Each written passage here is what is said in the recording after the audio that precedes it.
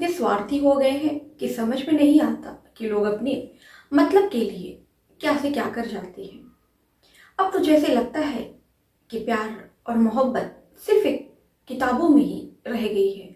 लोग प्यार मोहब्बत तो करते हैं लेकिन फिर कुछ ऐसा कर जाते हैं कि जो भी सुनता है उनका प्यार से मोहब्बत से विश्वास उठ जाता है।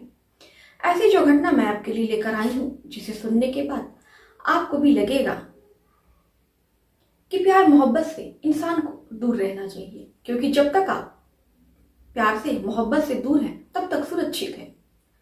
तो ऐसी जो घटना मैं आपके लिए लेकर आई हूँ, जो बेहद प्यार रहता है, बेहद आशिकी का भूत सवार होता है, फिर ऐसा क्या हो जाता है कि देखते ही देखते उसी का आशिक, उसी का चाहने वाला जो पति भी बन बैठता है और उसी का कत्ल कर देता है। तो इस घटना को अगर आपको जानना है तो वीडियो को पूरा देखिए। आदाब, शस्त्रिया का नमस्कार। हाजिर हूं मैं हाईवे क्राइम तक में आपके साथ। उम्मीद है हाईवे क्राइम तक की फैमिली अच्छी होगी, स्वस्थ होगी, मस्त होगी, अपना ख्याल रख रही होगी।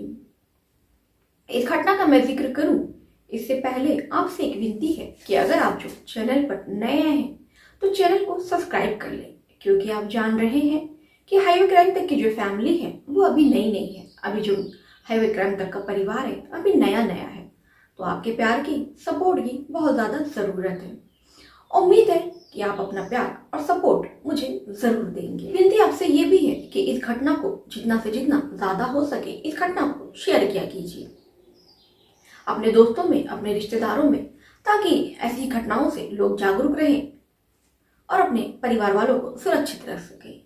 तो चलिए फिर ज़्यादा वक्त ना लेते हुए इस घटना की शुरुआत करते हैं। उत्तर प्रदेश में एक जिला लगता है नोएडा।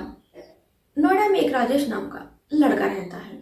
लड़का पढ़ाई करने के लिए नोएडा में जाता है। वो अपने माँ बाप का सपना पूरा करने के लिए, कुछ करने के लिए नोएडा में जाता है और वहां पर कमरा लेकर रहने लगता है। वहां वो मेहनत से पढ़ता है, संघर्ष करता है और अपने सपनों की उड़ान को पूरा करने के लिए दिन रात मेहनत करता है। देखते देखते 5 साल का वक्त बीत जाता है। राजेश का कहीं भी कोई सिलेक्शन नहीं होता है। अब ऐसे में उसको चिंता सताती है कि आखिर में अब वो अपना खर्चा, और 5 साल भी हो चुका है, अब घर वाले भी। अब ऐसे राजेश को डर सताता है कि अब वो क्या करे, और उसके माँ बाप भी थे, अब वो पैसा दे देकर थक चुके थे। अब कहीं ना कहीं राजेश के ऊपर प्रेशर था कि उसे कहीं ना कहीं जल्द से जल्द कोई नौकरी करनी है। अब ऐसे ही वो एक दिन अपने दोस्त से बात करता है। तभी जो उसका दोस्त था राहुल कहता है कि तुम क्यों नहीं कोई प्राइवेट जॉब कर लो, ऐसे में तुम्हारा खर्चा भी चलेगा और कुछ पैसे तुम अपने घर पे भी दे दिया करोगे, और जो तुमको समय मिलेगा उसके बाद तुम अपनी पढ़ाई जारी रखना। अब ये बात राजेश को काफ़ी अच्छी लगती है। नोएडा में इधर उधर जॉब ढूंढने लगता है। अब जान रहे हैं कि जो नोएडा है वो नौकरियों के लिए, प्राइवेट नौकरियों के लिए, जॉब के लिए बहुत ज़्यादा मशहूर है। वहाँ पर बहुत सारे लड़की लड़का जाते हैं और जॉब करते हैं। ऐसे ही राजेश हर जगह इधर उधर जॉब ढूंढ रहा था, तभी उसे एक नोएडा कंपनी में जॉब मिल जाती है। अब वो रोज खाना बनाकर टिफिन लेकर राजेश रोज नोएडा कंपनी में काम करने के लिए जाता है। शाम को घर आता है, खाना पीना खाकर आराम करता है और फिर रोजमर्रे की तरह अपनी पढ़ाई में लग जाता है। धीरे धीरे ऐसे ही वक्त बीतता है। तभी उसकी मुलाकात उसी कंपनी में एक लड़की से होती है। पता चलता है कि वो लड़की भी उसी की ही कंपनी में काम करती है। फिर क्या था, दोनों की दोस्ती हो जाती है और धीरे धीरे जो लड़का है वो लड़की को काफ़ी पसंद करने लगता है, और जो लड़की है वो भी कहीं ना कहीं उसको पसंद करने लगती है। लड़की का नाम स्नेह होता है। वो भी राजेश को बहुत पसंद करती है, लेकिन यह बात राजेश से कभी कहती नहीं है। अब ऐसे में जो दोनों की दोस्ती थी बहुत ज़्यादा गहरी हो गई थी, और जो स्नेह थी वो राजेश का बहुत ख्याल रखती थी। उसके लिए अक्सर अच्छे अच्छे खाना बनाकर टिफिन में लाया करती, और राजेश जिससे वो खाना खाकर बहुत खुश हो जाया करता। किसी ने सच ही कहा है कि जो दिल का रास्ता है वो मर्दों के पेट से होकर गुजरता है। ऐसे वो अच्छा अच्छा खाना बनाकर लाती, राजेश खाता और स्नेह से बहुत ज़्यादा खुश रहता। अब ऐसे ही में काफ़ी वक्त बीत जाता है और दोनों अपने प्यार का इजहार नहीं करते हैं। ऐसे में काफ़ी वक्त बीत जाता है। फिर राजेश को लगता है कि उसको अपने मन की बात बता देनी चाहिए, कहीं देर ना हो जाए। अब जो राजेश एक दिन मौका देखकर स्नेह से अपने दिल का हाल कह देता है। स्नेह, मैं तुमसे बहुत प्यार करता हूँ और तुम मुझे बहुत अच्छी लगती हो, पर मैं डरता था कि कहीं तुमको ये बात बताऊं तो तुम बुरा ना मान जाओ। लेकिन आखिर में मैं कब तक अपने दिल की बात अपने दिल में दबाए रखता। अब अंजाम चाहे कुछ भी हो, तुम मुझको पसंद करो या ना करो, लेकिन मैं तुमको बहुत पसंद करता हूँ। अब जो स्नेह थी वो भी अपने दिल का राजेश से हाल बताती है और कहती है कि मैं भी तुमको बहुत ज़्यादा पसंद करती हूँ। मैं ये बात तुमको बताना चाहती थी, लेकिन मुझे भी समझ में नहीं आ रहा था कि मैं तुमको कैसे बताऊँ। वैसे में जब दोनों को एक दूसरे के दिल का हाल पता चलता है तो दोनों फिर एक दूसरे के करीब आ जाते हैं और फिर से जो उनकी बात थी वो प्यार मोहब्बत की बातें करने लगते हैं। और कहीं ना कहीं अब देखते देखते इसने जो थी राजेश के कमरे पे भी आने जाने लगती है। अब देखते देखते दोनों के बीच में शारीरिक संबंध भी बनने लगते हैं। अब ऐसे ही करते करते 3-4 महीने बीत जाता है, तभी स्नेह को पता चलता है कि वो राजेश की बच्चे की माँ बनने वाली है। अब जो फिर ये बात वो राजेश को फ़ोन करती है और बताती है, कहती है कि मैं तुम्हारे बच्चे की माँ बनने वाली हूँ।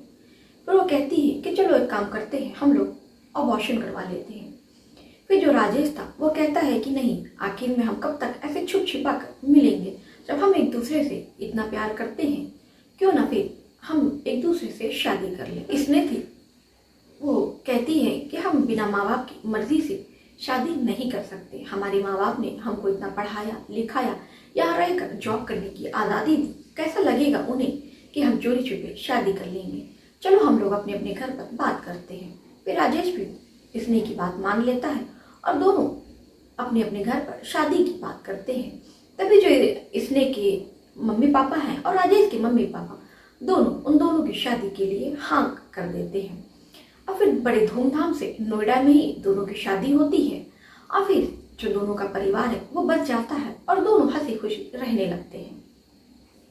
फिर जो स्नेह अक्सर सुबह उठकर दोनों साथ साथ ऑफिस जाते, ऑफिस आकर दोनों घर का भी जो काम होता वो साथ साथ किया करते।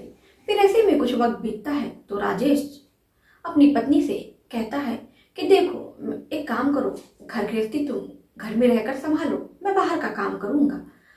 और अब तुम पर एक हमारा बेटी आने वाली है, उसके लिए भी तो तैयारियां करनी है। तुम एक काम करो, तुम घर पर ही घर परिवार घर गृहस्थी देखो, मैं बाहर रहकर कमाऊंगा और तुम्हारी हर ख्वाहिश को और अपनी आने वाली बिटिया को हर वो खुशी दूंगा।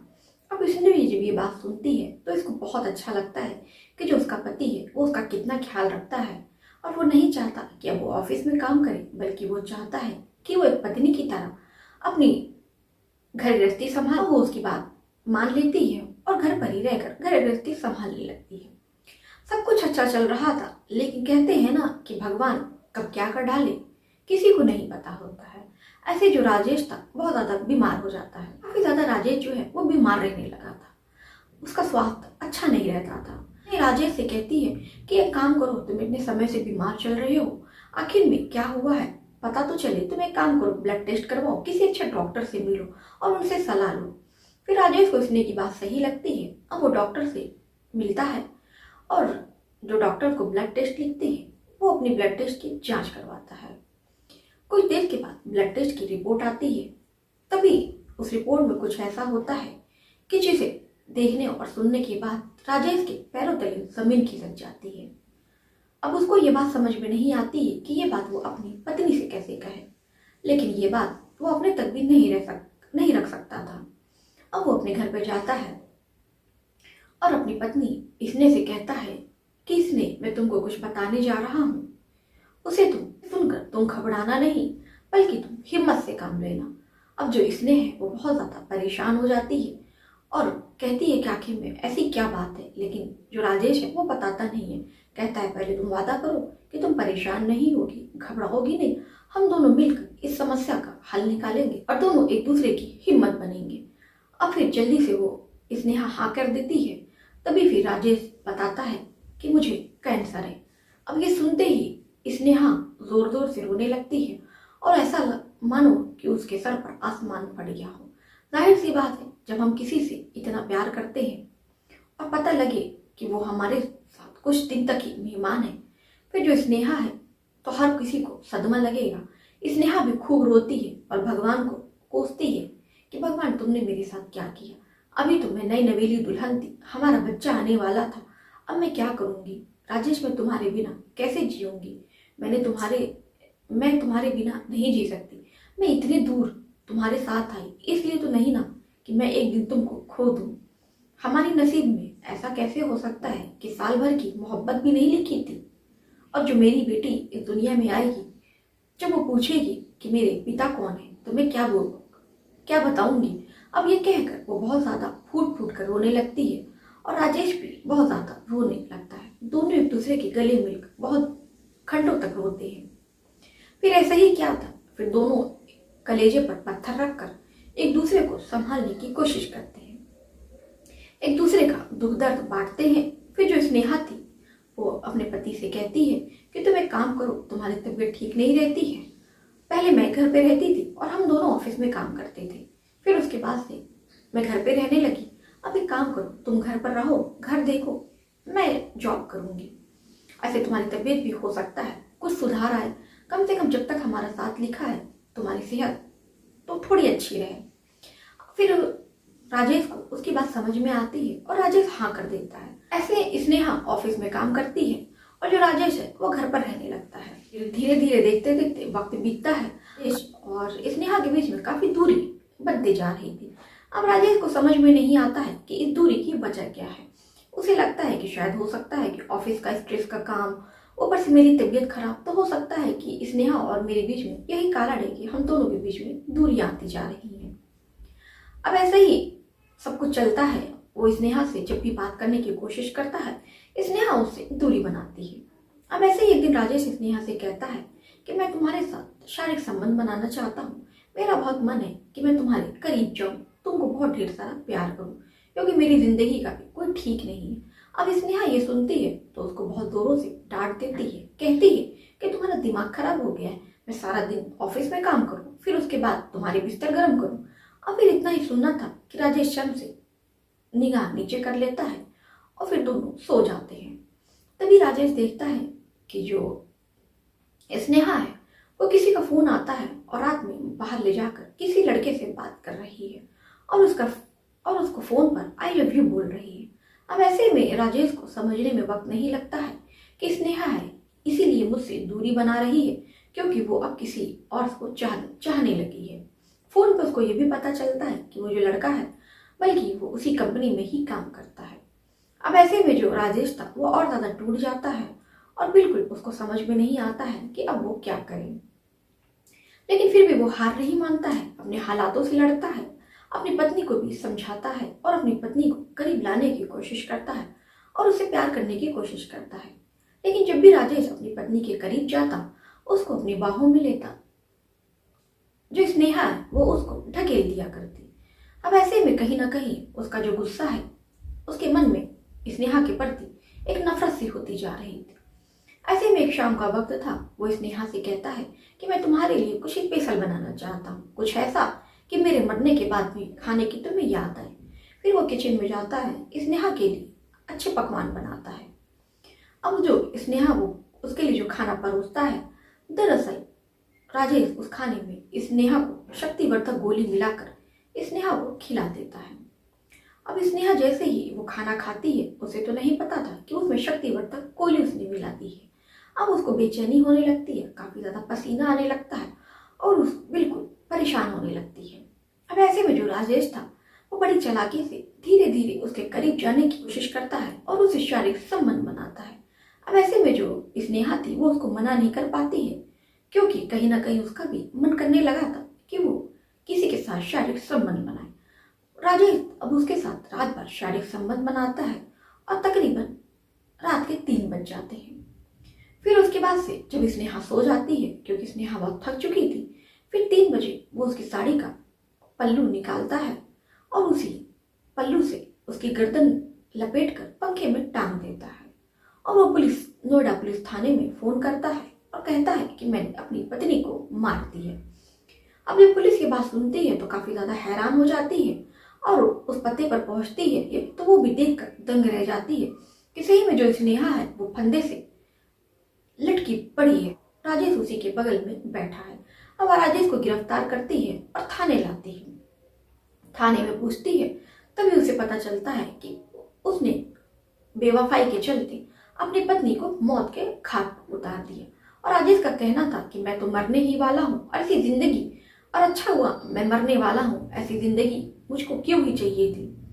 अब जो उसकी बाकी की जिंदगी थी, यानी कि 5 साल, क्योंकि वैसे भी राजेश मरने वाला था, तो उसकी जो भी जिंदगी थी बकाया वो जेल में गुजरती है।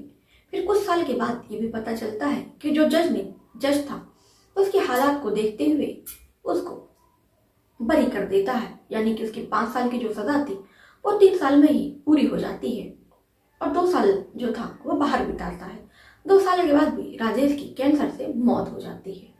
तो दोस्तों, ये घटना आपको कैसी लगी, आप हमें कमेंट बॉक्स में जरूर करके बताइएगा कि राजेश ने क्या सही किया या गलत किया। आपकी इस पर क्या राय है, आप अपनी राय कमेंट में करके जरूर बताइएगा। और चाहते चाहते अगर आप भी आपने हमारे चैनल को सब्सक्राइब नहीं किया है तो हमारे चैनल को सब्सक्राइब कीजिए। तो चलिए फिर मिलते हैं किसी और घटना के साथ।